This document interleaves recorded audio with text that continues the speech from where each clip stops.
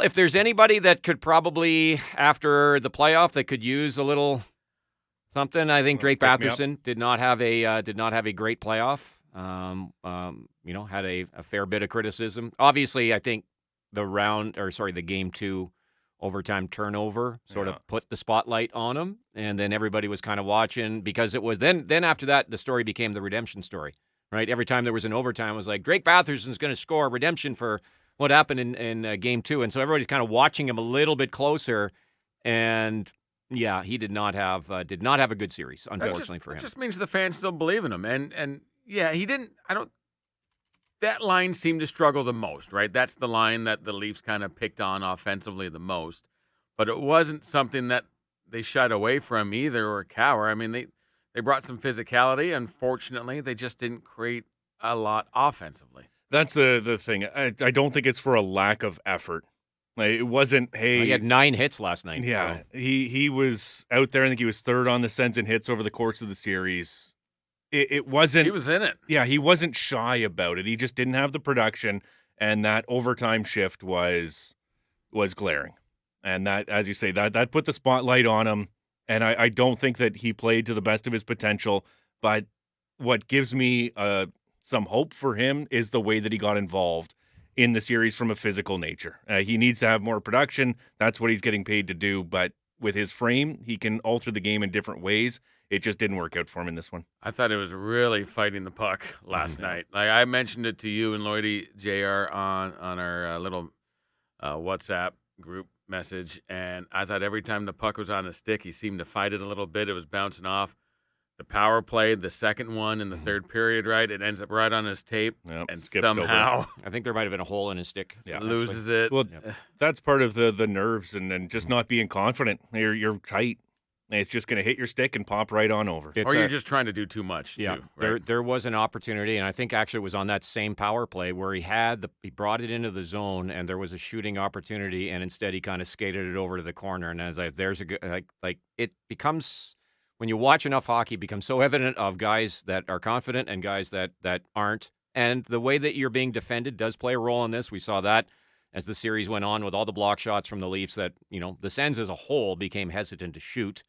But Drake Batherson, I think, absolutely was fighting it. And so if you're looking for a guy who would like to maybe end the season on a higher note, maybe he's a candidate to go overseas. Thomas Chabot always signs up, but I'm wondering now he's had a fantastic season, but it's been a long, hard season with the playoff series. I wonder if he'll go over there. I don't know if Yeah, anything's ailing him. yeah, and I don't know of anybody that necessarily will because I mean they named 15 players yesterday, and the rest will be named here probably from among all the teams that are eliminated in the first round. So it's kind of like you got to sign up right away, and then you're on a plane middle of next week, and you're over there, and it's a fun experience if you've never done it before. Everybody that goes over there says the same sort of thing, but it's long. It's another 3 weeks they add to your season, and this is a season, and this is a good. This is good if you're an Ottawa Senator fan. It's lasted into the month of May. Yeah. It feels like the end of the regular season was about 8 weeks ago. I don't know how you guys feel like. Oh, yeah. Even though the playoffs only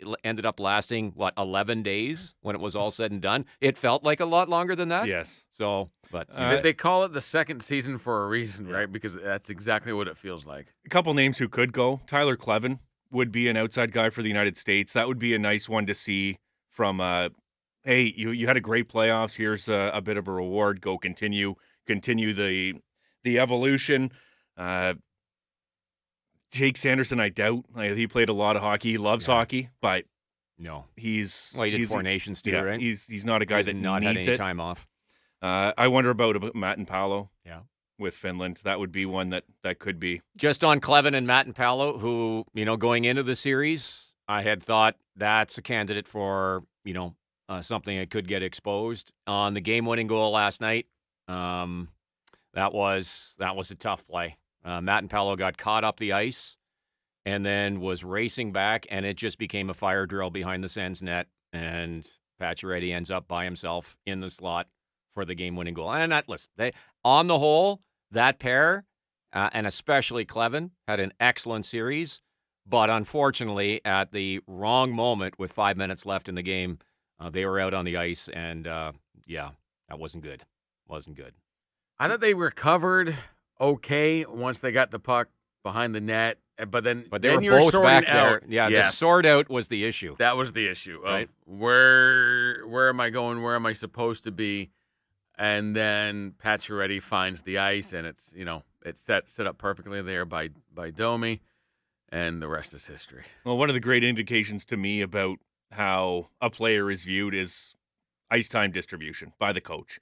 And you could see throughout the series that it went from 11 to 12 to 14 to 23 in the overtime, and then 17 the last couple games. He was getting being more and Talking more about trusted. Clevin? I'm talking about Clevin, yeah. Yep. Being more and more trusted by Baumgartner and Travis Green to go out there, be the big body that he is, and really not allow a whole lot. He wasn't out there for defensive gas and then until the end, but he played well, and I think AJ was talking about him being a potential top 4 for next year. I don't know who he's displacing on that left side.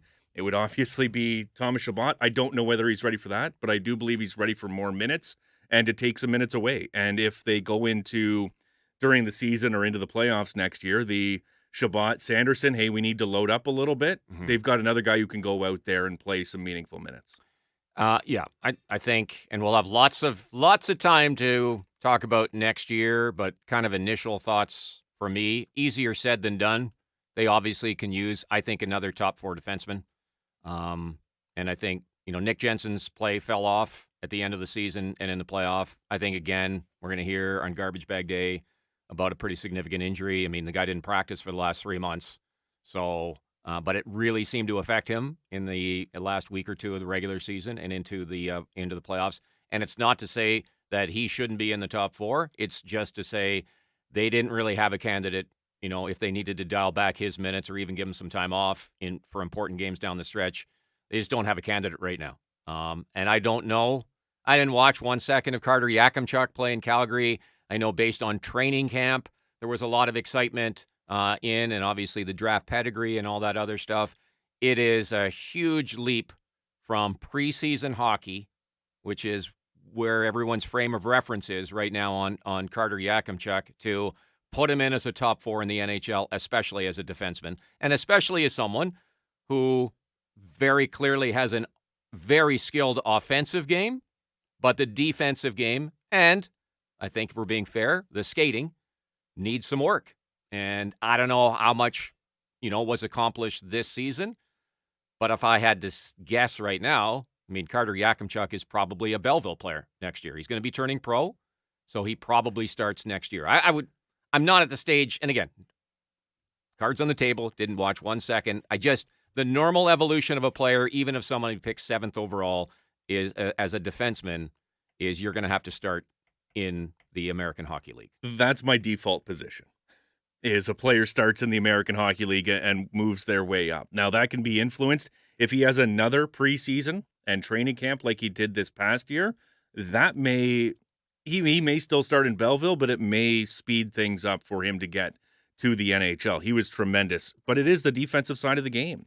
Up until this year, he was a career minus player in the WHL. There was a reason why he was left off the World Junior team. And we can have the discussion as to why that is, if it's relevant and how the World Junior team performed, but he was left off for a reason. There's deficiencies within his game, or perceived deficiencies within his game. So he's got to work on those. And what we saw in training camp and preseason, it didn't overly translate to the NHL. But again, it's preseason hockey. You are not at the level of playing in the regular season against the very best on a regular basis. So my default position is to have a player start in the AHL unless they vastly outperform where they need to be. Season's been over for 9 hours. Here we are already talking about next season, but that's the great thing about being a hockey fan. But yeah, I think another top 4 defenseman in a perfect world would be good for Ottawa. And man, it almost feels like they're short 2 top 6 forwards now at this stage, based on what we saw in the playoffs. I think a first line winger to play with Stützle alongside Kachuk, I think that's needed. I don't know at this point, based on what we saw of Zetterlund, that he's going. I don't know if he's a top 6 guy. I think he's a good addition, but are you writing it in pen? No.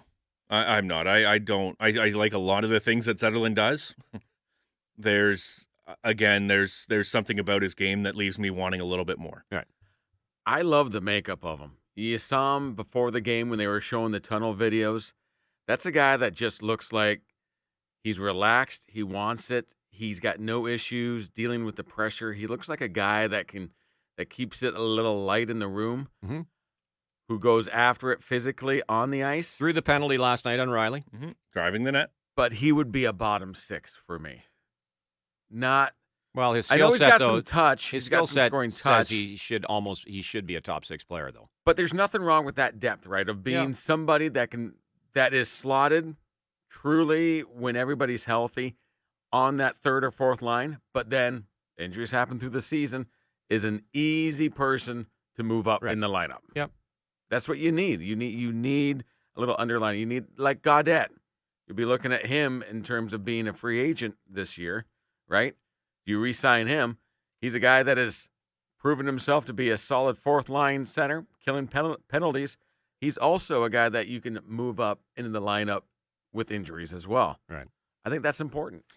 So, yeah, whether it's 1 or 2 top 6 forwards, again, all easier said than done. I don't know that there's a lot of prospects right now outside of Yakimchuk that scream in either right now or even a little bit down the road that they're going to be able to fill those roles. So they're going to have to look at it externally. There's the question of the first round draft pick now. Like, what do you do? I think the Sens, what does that pick end So up locked being? in at, I'd have to look now. Is it 14, 15? No, they made the playoffs. Oh, sorry. Be closer to about 20, somewhere in that mix, right? Yeah, Montreal finished behind them. They got eliminated. Yeah, it all depends on who else. 18 to 20, whatever it is. It's a mid-round draft, first-round draft pick. Are they going to give it up or not? That's a question they're going to have to answer going forward as well. So 21. 21. So that'll be a question if you think you're going to be, well, are you going to hang on to, are you going to use it this year, or give it back this year so you have one to use next year if you want to trade it, whatever. But it's currency right now, right? If you want to fill one of those roles that we just talked about. Or do you keep it with the hopes that the Batman just drops you back to 37 or wherever to the bottom of the order next year, so you don't lose it? It's there, it's high, but it's still there. On the Gabriel Pizza text line from Adam, I was at the game. I've been to tons of playoff games in the last 25 years. It was never that loud. Proud to be a Sens fan. Proud of the boys for getting back in the series. That comes from Adam. I sent text messages to 2 different people that were at the game. I said, what's the ratio? Both came back at me with the same thing, 95-5. Yeah, and that was funny. It was the exact same answer on both. It was a very, very heavy. Well, I talked to Dean Brown, and Dean said it was the most that he can remember in terms of a Sens Leafs game of there being Ottawa fans in the stands. So and they showed up. We batted around yesterday of would it be like Game 3, which was about 80%? Would it be like Game 4, which was more probably around 60%? It ended up being actually neither. It was about 95%. Yeah. So, incredible. And I wouldn't expect that to continue into the regular season. That's a good money recoup for Sens fans and season ticket holders.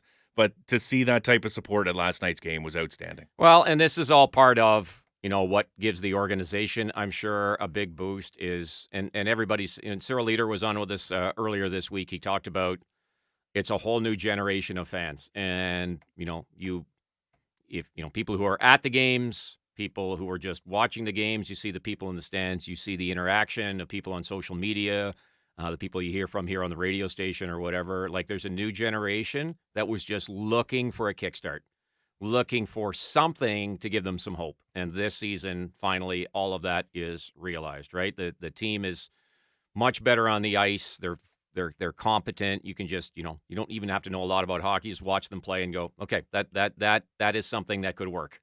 And then you look at the core players and you go, absolutely. Like if your building blocks are Jake Sanderson, Tim Stützle, Brady Tkachuk, and Linus Ullmark, if you've got a goalie, a top defenseman, a top center, and a power winger, you're going to have a chance. Yeah. I'm not talking about winning the Stanley Cup. It's just you put yourself in the mix just by having a Maybe that's Ottawa's core four, as it was.